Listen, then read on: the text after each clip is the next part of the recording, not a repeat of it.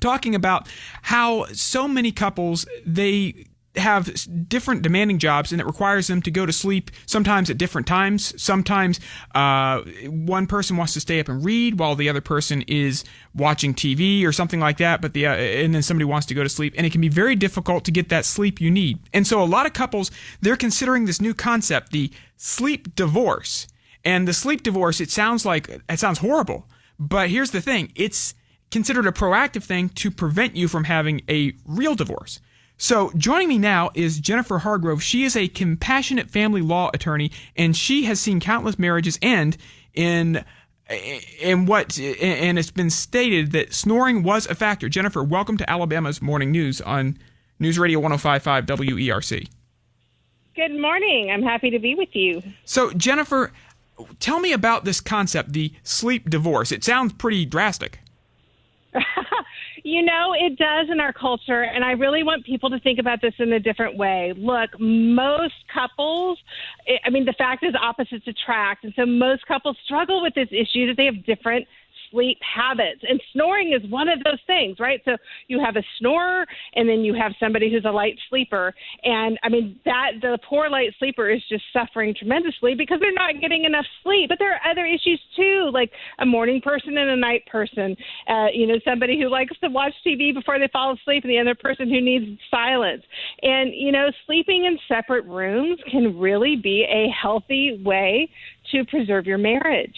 Now, and another one I'll add is my wife likes to sleep with a little bit of light on. I like complete darkness, and I'm not going to wear one of those silly sleep masks. It's bad enough we got to wear one on our mouth. Now we got to wear one over our eyes. So I don't do the sleep mask, and so I can see a real upside to this. But I guess some traditionalists say, no, it got to be in the same bed, but maybe not so much these days?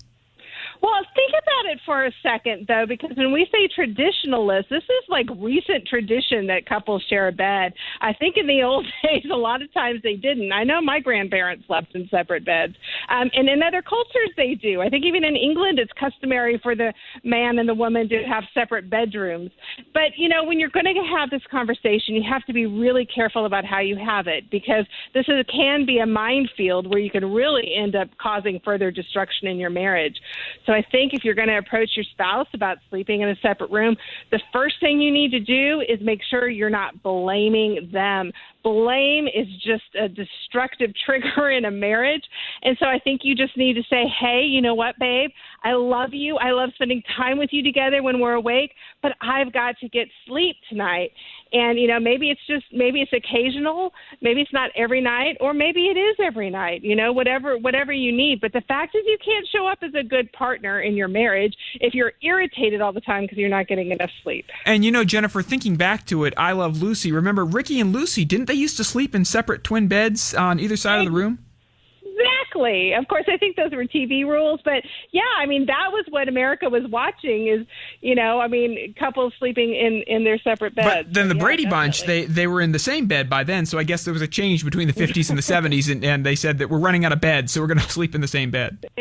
Exactly. The king size. Well, a king size bed is a good another tip for marriage. If you don't want to sleep in separate rooms, at least get a really big bed so you can have separate sides of the bed. And here's another upside I just thought of is if you've got young kids and they always come in the middle of the night because they had a nightmare, now they're only going to wake up one person instead of both. See, exactly. And now you have one person who's had a good night's sleep. Hopefully it's you. But if it's not, then you may be a little more irritated. Maybe you can switch off, who sleeps in the big room.